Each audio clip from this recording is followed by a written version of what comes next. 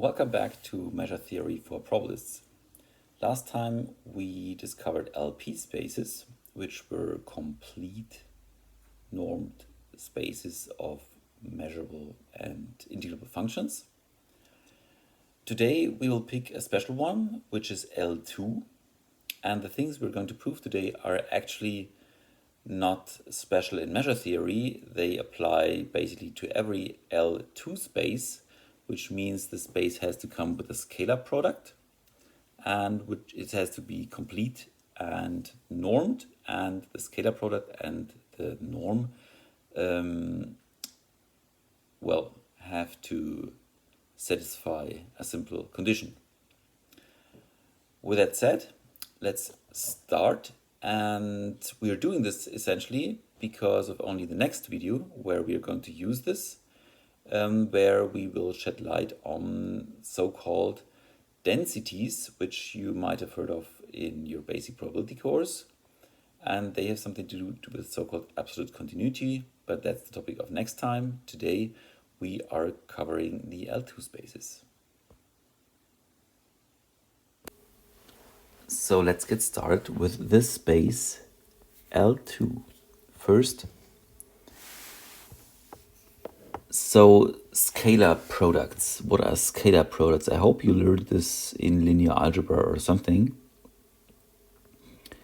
If you learn it, you learn that a scalar product is a bilinear, symmetric, positive, semi-definite form.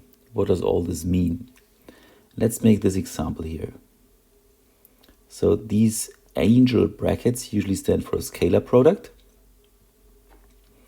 And here it's defined by just integrate the product of these two functions.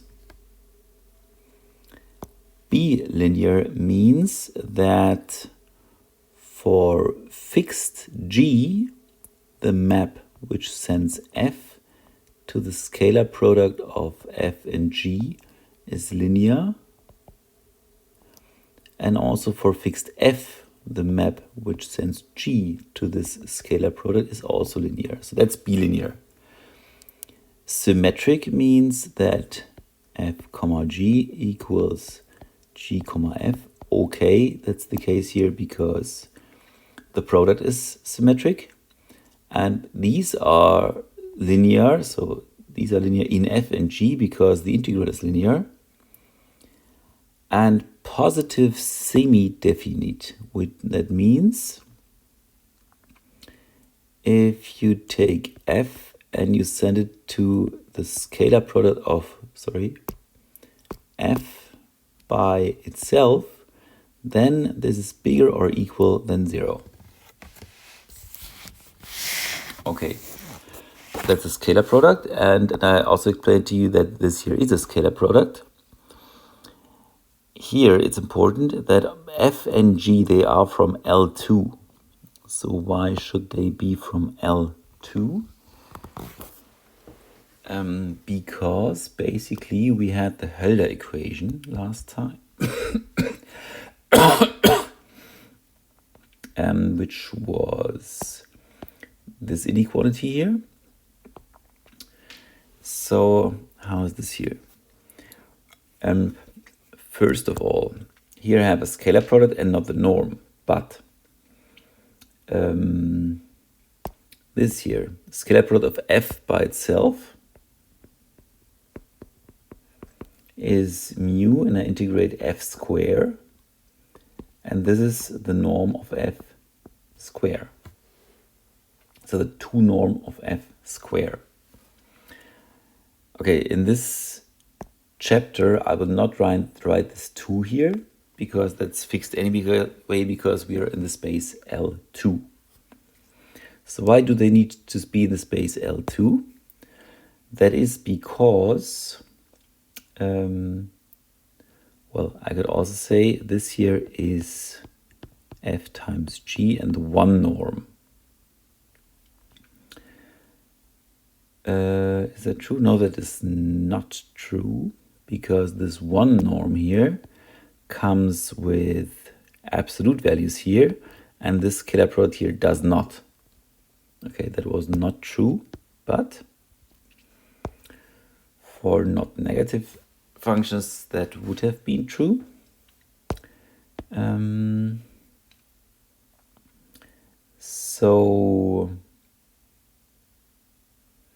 Okay, when is f times g integrable?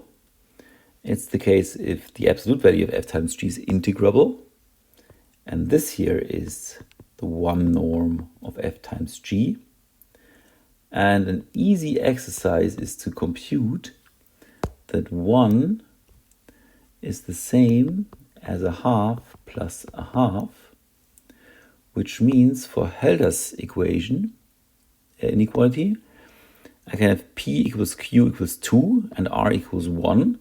So the one norm of f times g is more or equal than the product of the two p norms with p equals 2. That's smaller or equal to 2 norm of f times g norm, 2 norm of g. Okay. That's why we should have this here in L2. Then we know that the scalar product is finite.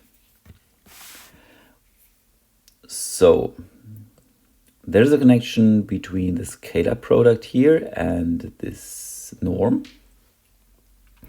We know that the space L2 is complete. And complete normed spaces with the scalar product are called Hilbert spaces. L2 is a Hilbert space. And yeah, you know this from Rn or so, and from the usual scalar product that you know, that two vectors are perpendicular to each other if their scalar product is 0, and we just defined it here as well. Let's start with a simple thing.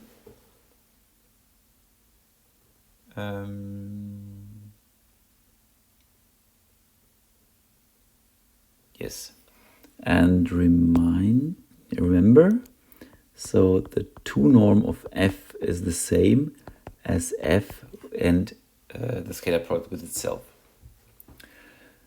So when you write something like this here, so this is an identity I claim is true.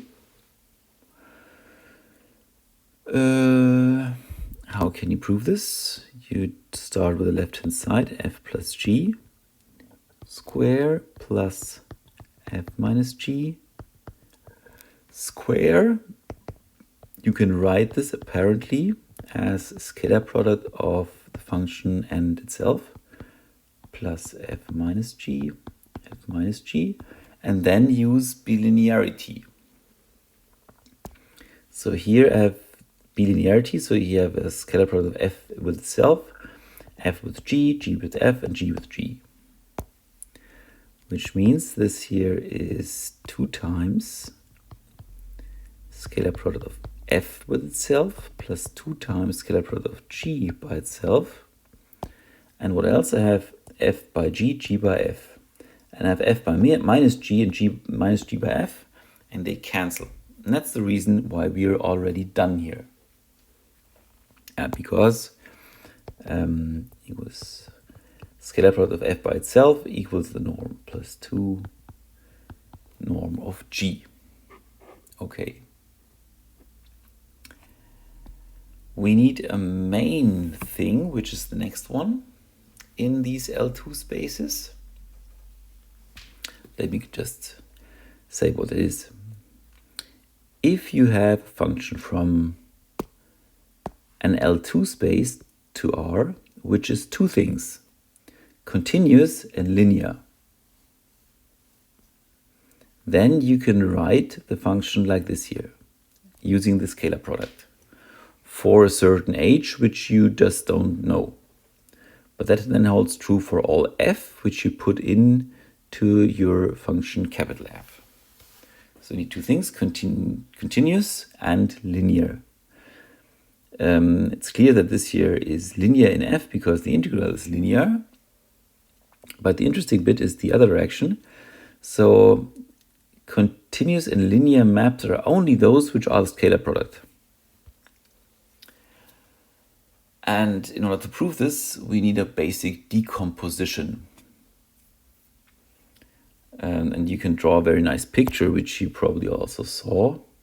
So if you have, for example, R2, and you have a subspace, which is called maybe M, and you have a point in R2, then you can decompose this point here, which I will call F, by vector G, it's G here, plus H. And H is perpendicular to M. So that's this here. And this decomposition tells you that this is general for any L2 space, not just here the plane, any L2 space. And the proof is actually not so hard.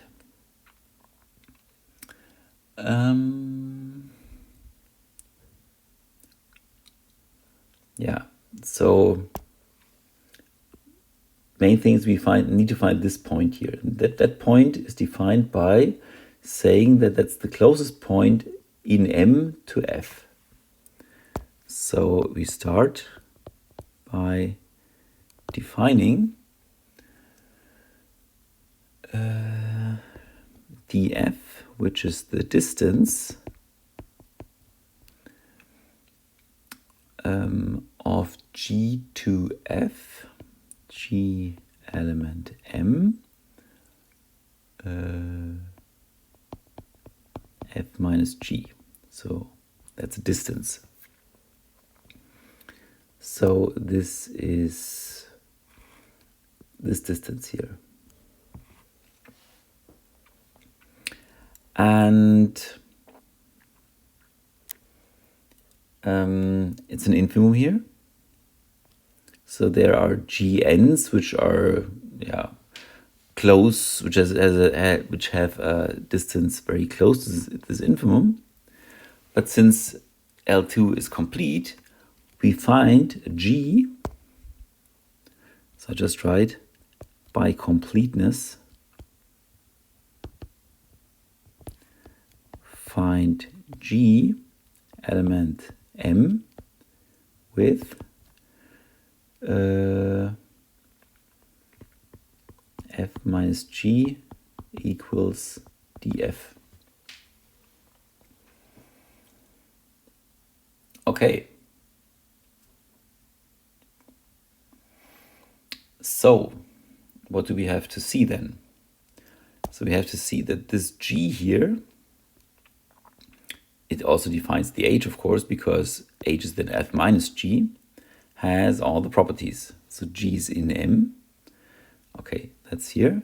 And H, which is F minus G, has to be perpendicular to M. So let us take some vector L in M. Then dF, which was the minimal distance of F and something in G. And if I have something like F minus G plus some L,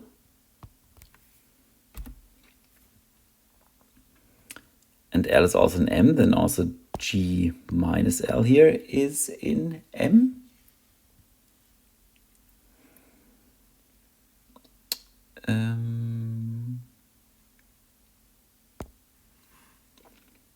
So that has to be bigger.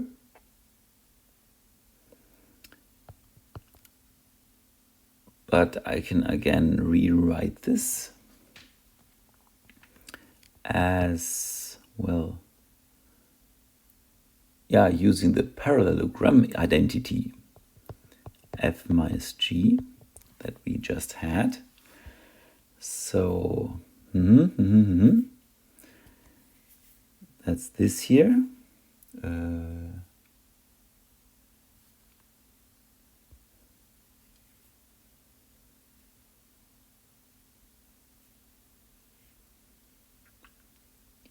So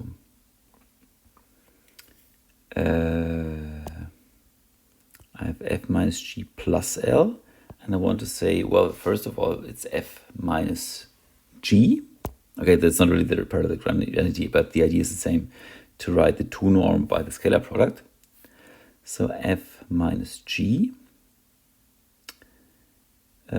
plus 2 times L minus g, comma, sorry, not L, but f I have here, f minus g, comma, L, plus the 2 norm of L.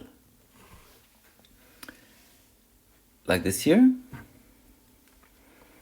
And it's important to see, well, this here has a chance to be negative.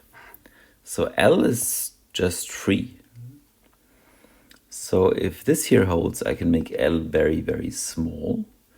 And, well, this here could be negative. And I forgot a square. I'm sorry. I forget squares. Square, square, square, square. Well, and if L is very short, the square is much shorter than this thing here. And if this here has a chance to be positive, I can, for example, use minus L and it will be negative. And I can make L so small such that this here is a longer vector. So this here isn't absolutely longer than this here. Which means that I could make df square. Well, this here is df square. So the rest here must be positive, otherwise it won't work. But I argue that that can only be the case if this here is identical to 0 all the time. Otherwise that could be negative and could not be compensated by this for all values of L that you have. So we find that f minus g, comma L equals 0, which means that f minus g is perpendicular to m because L was arbitrarily in M. So f minus g is perpendicular to all vectors in M. So it's just perpendicular to M. Well, call this H, and then you have what you have. The only thing which is left to see that that's unique. So let's prove uniqueness. So we have that f equals g plus h and equals g prime plus h prime. Then on the one hand, we have g is an m, g prime is an m, which means that g minus g prime is in m. On the other hand, we have that g minus g prime, which is h minus h prime by construction, and h and h prime are perpendicular to m, so that's perpendicular to m. So g minus g prime is both in m and perpendicular to m, which means that g minus g prime, scalar product with g minus g prime, must be 0 because you have a vector in m and g minus g prime, and this here means that there must be 0. So this is 0. And that's the same as to say that g and g prime, they must almost everywhere be the same. So g equals g prime almost everywhere. Okay. So let's now come to this theorem about continuous and linear functions on L2. Theorem of Riesz-Fréchet, and we will need this, I think, in the next video. There are two parts here because we have an if and only if. One is easy, the other one is harder. The easy bit is when you start here, It is continuous. Why is that continuous? So this map here is continuous, basically using the Hölder or some inequality. Yeah. So let's prove this direction here. Linearity is clear. So this function here is linear in f because the scalar product is linear. Continuity. So if you have f and f prime, and you have this scalar product with h, and f goes to f prime, the limit should be 0. Well, but this is now Hölder's inequality, at least if you make this here. That's smaller or equal than f minus f prime times h. And if f goes to f prime, we have that this here goes to 0. So this here goes to 0, which means that this function here is continuous. Let's briefly also look at uniqueness. So once we have shown the other direction, why is h unique? So assume there are two of them. Uniqueness. So we have some h1 and h2 such that the scalar products are the same, which means that this here is 0 for all f. For all f. And well, because I can use any f, I can also use h1 minus h2. And this here is also 0, which then means that h1 and h2 are almost surely the same, because this here equals the norm of h1 minus h2. That's 0, and that means h1 equals h2 almost everywhere. So the other direction. And here we will use this decomposition theorem. So how does this work here? We start here with this f, which is just, we only know it's continuous and linear. But since it's linear, it has a kernel. So let's use m, which is f to the minus 1 of 0. The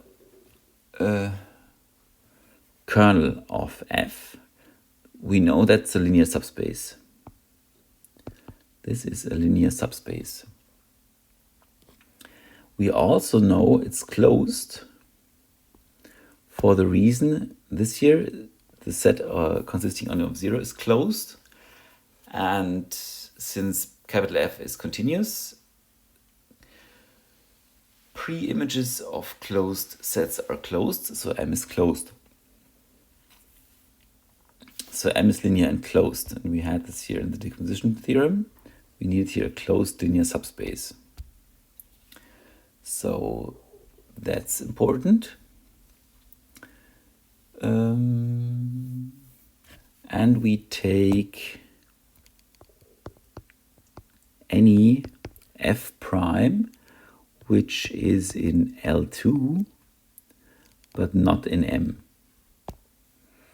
Is there always such a thing? Well, not always. If capital F is identically 0, then this here is the whole space, but that's not interesting, because if F is the 0 anyway, then H is just 0.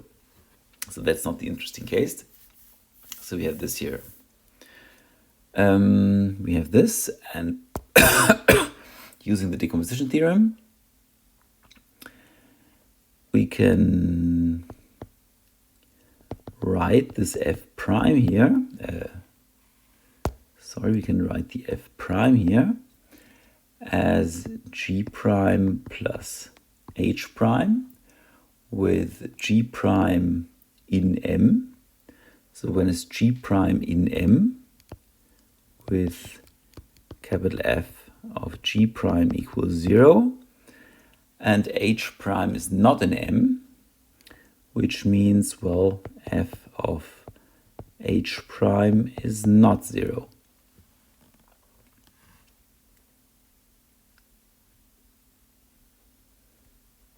Yeah. Yeah, we can say more about F of H prime. We can write H prime equals F prime minus G prime.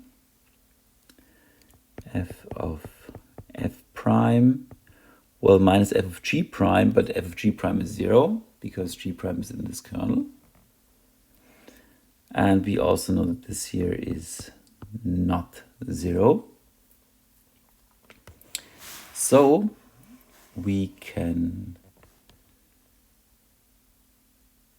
set H as H prime by capital F of H prime. And we define this here. Then what do we know? H is perpendicular to M.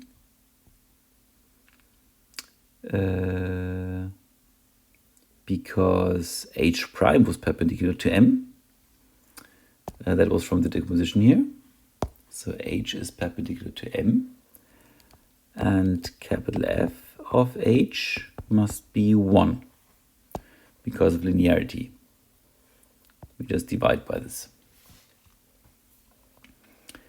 And in addition, for any F in L2,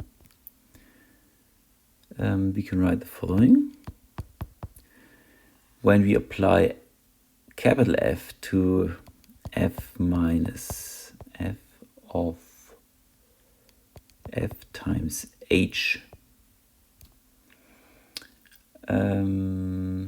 then there's something nice happening here. So F is linear. So F of F minus, well, that's a constant, F of F times F of H. F of H is 1. So this here is going to be 0.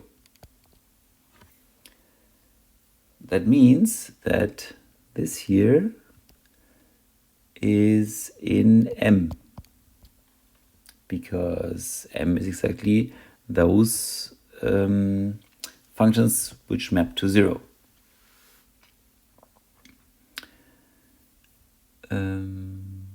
Yeah. So we can also say F of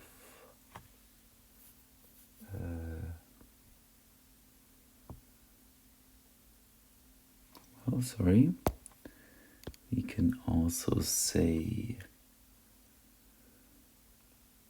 well, H is in M, so the scalar product of this here and H must be 0.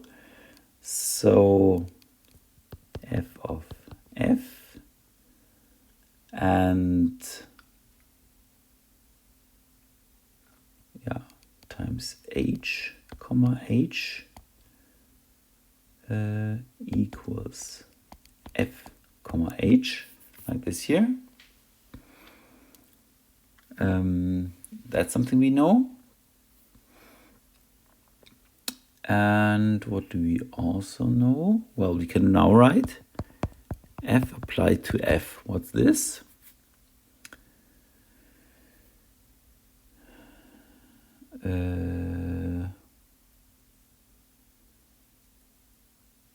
F of F